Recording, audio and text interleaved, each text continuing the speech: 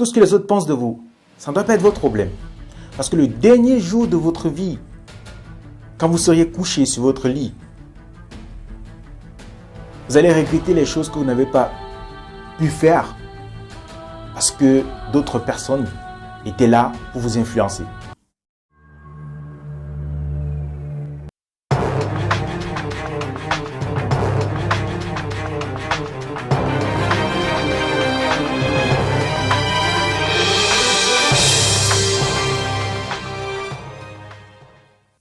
Salut à tout le monde, j'espère que vous allez bien. Si ce n'est pas le cas, je vous envoie assez d'énergie positive pour vous booster afin de traverser ces challenges de votre vie qui sont temporaires. Chaque challenge de votre vie est là pour vous construire.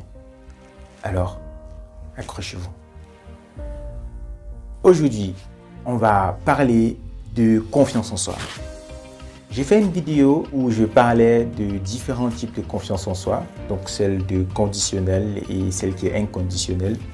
Et j'avais rappelé une fois que celle qui est conditionnelle, c'est celle-là qu'on acquiert par la répétition. Ça veut dire, par exemple, vous venez de faire votre permis de conduire et puis vous conduisez tous les jours. Au départ, vous avez les deux mains sur le volant, vous voyez, et tous les jours, vous conduisez, vous augmentez votre kilométrage. Vous apprenez à gérer certaines situations de la route et avec le temps, ça devient un automatisme. Et vous gagnez confiance en vous et vous pouvez mieux gérer des situations routières.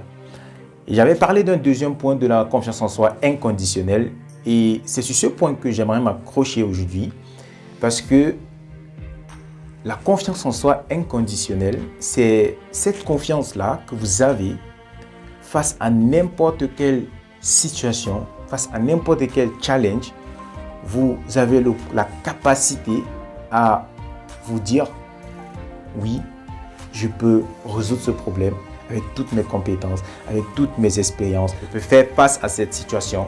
Donc, pour gagner cette confiance en soi inconditionnelle, je vais vous donner aujourd'hui 2 ou 3 points. Le premier point, faites ce discours interne. Parce que tout ce que les autres pensent de vous, ça ne doit pas être votre problème. Parce que le dernier jour de votre vie, quand vous seriez couché sur votre lit, vous allez regretter les choses que vous n'avez pas pu faire parce que d'autres personnes étaient là pour vous influencer. Et ça, je n'aimerais pas le faire.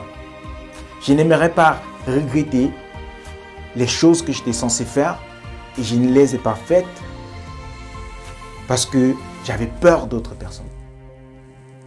Donc, prenez le temps de créer ce discours interne, de vous mettre devant un miroir et de vous poser la question, ok, qui suis-je? Qui suis-je? Je suis le maître de ma vie. Vous devez vous répéter ça tous les jours. Je suis le maître de ma vie. C'est moi qui décide. Et une fois que vous avez créé votre discours interne, il est temps de passer à l'action. Il y a un discours qui s'est créé, il y a une idée qui s'est créée. Allez, passez à l'action. Passez à l'action directement. Si vous avez une tâche que vous devez faire maintenant, ne remettez pas à demain. Passez à l'action. Sinon, vous entrez dans ce cercle de procrastination. Vous entrez dans cette façon de dire, oui, je vais faire demain, je vais faire après-demain. Et puis le temps est une denrée rare. Ce que vous remettez à demain, vous n'êtes pas sûr si vous allez atteindre même les 3 heures qui suivent. Parce que la vie, ça va très vite. La vie, c'est comme un voyage à tombeau ouvert. À tout moment, tout peut arriver. Donc, il est très important de passer à l'action. Donc, passer à l'action. Et le troisième point que j'aimerais mentionner ici, c'est soyez plus intelligent. Augmentez vos compétences. Diversifiez vos connaissances. Ce n'est pas parce que vous avez les compétences en économie que vous ne devez pas augmenter vos compétences en informatique, que vous ne devez pas vous intéresser à la médecine. On n'a pas demandé de faire tout, mais il y a quand même une idée de quoi il s'agit dans d'autres disciplines. Soyez calé dans la vôtre et créez de nouvelles connexions dans votre cerveau qui qui correspondent à d'autres disciplines. Moi, par exemple, je suis à la base informaticien. Et je passe tout mon temps à programmer des machines, des trucs de dingue. Mais je suis passionné, je suis fou passionné de comment est-ce que notre machine, notre cerveau, qui est la machine incroyable, c'est une énigme. Même les scientifiques n'arrivent pas à décrypter quelles sont les différentes fonctionnalités du cerveau. Je suis passionné du cerveau, je suis passionné comment est-ce que le cerveau fonctionne, comment est-ce qu'on dicte, comment est-ce que toutes les informations qu'on reçoit de l'extérieur par nos yeux, nos oreilles, le toucher, tout ce qui va avec, et comment est-ce qu'on travaille ces informations, comment est-ce qu'on réagit. C'est très important pour vous de diversifier vos connaissances. Alors, le quatrième point que je vais parler ici, c'est choisissez les personnes avec qui vous passez du temps. Choisissez ces personnes-là qui vont tout le temps vous pousser aussi, qui vont vous demander « Mais tu as dit que tu étais censé faire telle chose, mais tu en es où avec ça? Tu en es où ?» Là, ces personnes vont vous pousser à continuer à vous améliorer.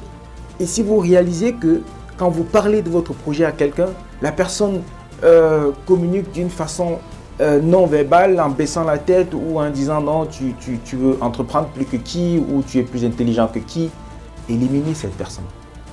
Éliminez les personnes qui ne croient pas en vous.